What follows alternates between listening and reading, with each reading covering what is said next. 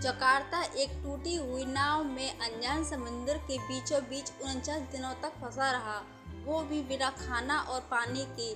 क्या ये आपको लाइफ ऑफ पाई या किसी ऐसी फिल्म की याद दिलाता है? लेकिन जनाब, जुलाई के मध्य में गुआम के समुद्र में फंसे इंडोनेशिया के 19 वर्षीय अल्दी अदिलांग हकीकत में मछलियों व समुद्र खारे पानी की खुराक पर लगातार 49 दिनों तक मौत को मात देने में सफल रहे।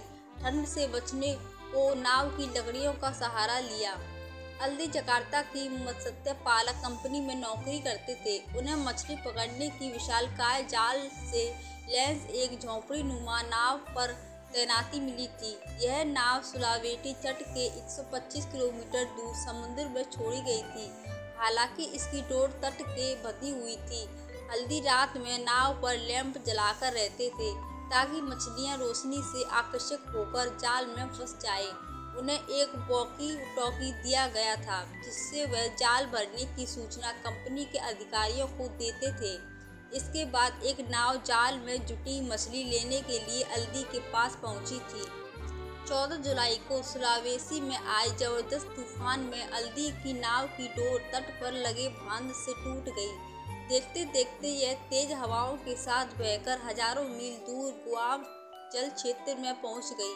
जकार्ता पोस्ट के मुताबिक अल्दी की नाव एक रोमपोंग की थी जिसमें ना तो पेडल थे ना ही इंजन, जिससे वह खुद तट पर पहुंच सके।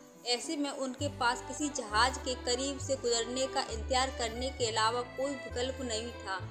बीच समुद्र में वह न सिर्फ डर, अकेलेपन के एहसास बल्कि खाने पीने के संकट को भी जूझने को मजबूर थे। एक हफ्ते में जनरेटर का डीजल भी सूख गया था।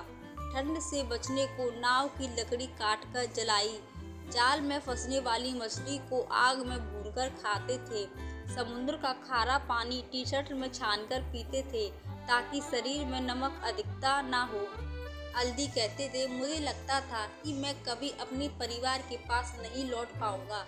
एक बार तो मन में खुदकुशी करने का भी ख्याल आया। मैंने पानी में डूबकर मरने की भी ठान ली थी, पर तभी मुझे माँ की सीख याद आई।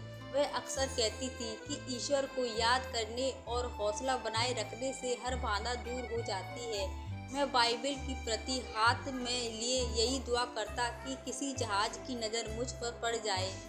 31 अगस्त को गुआम तट से गुजर रहा पनामाई जहाज अरपेंगियो अल्दी के लिए मसीहा बनकर पहुंचा।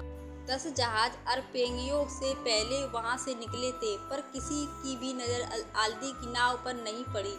हवा में हाथ हिलाने और टी-शर्ट लहराने के बावजूद अरपेंगियो पर सवार सैनिकों की नज़र अल्दी पर नहीं पड़ी।